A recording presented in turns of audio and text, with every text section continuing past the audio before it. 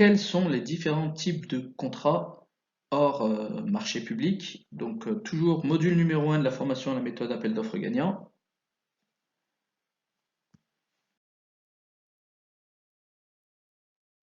Et on s'intéresse donc, après avoir vu les différents acheteurs publics, aux différents types de contrats. Donc on va parler dans un premier temps des contrats soumis à la réglementation des marchés publics qui ne sont pas les marchés publics, ainsi que les contrats administratifs donc, qui en sont exclus, qui ne sont pas soumis à cette réglementation.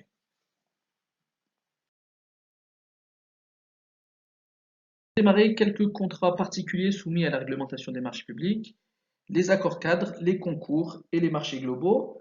On parle d'accords cadres, donc comme pour les marchés publics, ce sont des contrats conclus par un ou plusieurs acheteurs publics avec une ou plusieurs entreprises.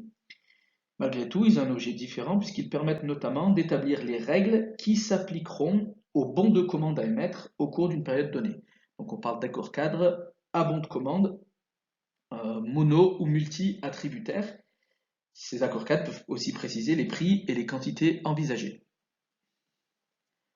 Le concours, c'est un autre mode de sélection par lequel l'acheteur public choisit, après avoir mis en concurrence et après l'avis d'un jury, un plan ou un projet, notamment dans le domaine de l'aménagement du territoire, de l'urbanisme, de l'architecture.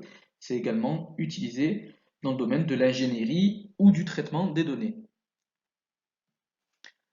Enfin, il existe trois types de marchés globaux, des marchés de conception-réalisation, où la mission donc, du prestataire porte à la fois sur l'établissement des études et l'exécution des travaux. Alors c'est utilisé pour des opérations de dimension exceptionnelle ou des opérations qui présentent des difficultés techniques particulières.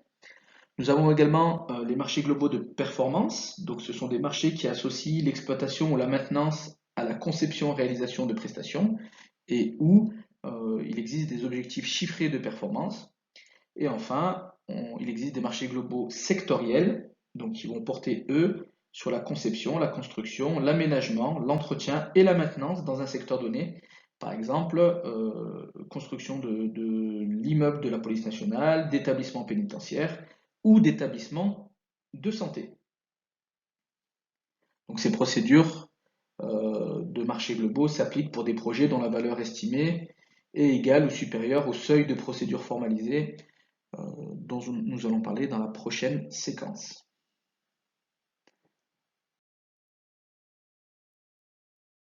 Quelques contrats sont exclus de la réglementation des marchés publics, les contrats de concession, les contrats de subvention, ainsi que d'autres types de marchés.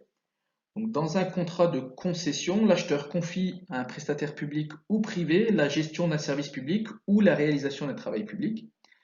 Donc, de son côté, le prestataire prend à sa charge le risque lié à l'exploitation de l'ouvrage ou du service en contrepartie d'une rémunération qui repose sur l'exploitation du service et le paiement par l'usager d'une redevance pour service rendu.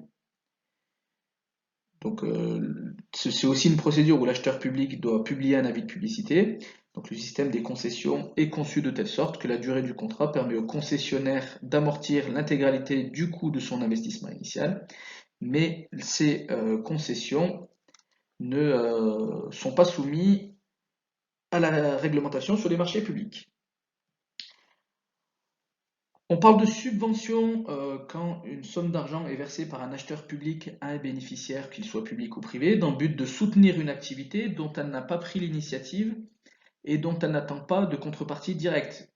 Comme ici, il n'y a pas de satisfaction du besoin de l'acheteur public, ni de caractère onéreux, les demandes de subvention ne font pas partie de la réglementation des marchés publics. Enfin, la législation relative aux marchés publics n'est pas applicable aux marchés passés par les acheteurs publics lorsqu'ils présentent notamment les caractéristiques suivantes: acquisition ou location de terrains, de bâtiments existants ou de biens immeubles, le transport de voyageurs par chemin de fer ou métro, les prestations d'incendie ou de secours donc, qui sont réservées aux SDIS et aux casernes des pompiers, certains services juridiques comme les services de certification et d'authentification de documents, les achats d'énergie, de combustible destinés à la production d'énergie, et puis les régies ou quasi-régies.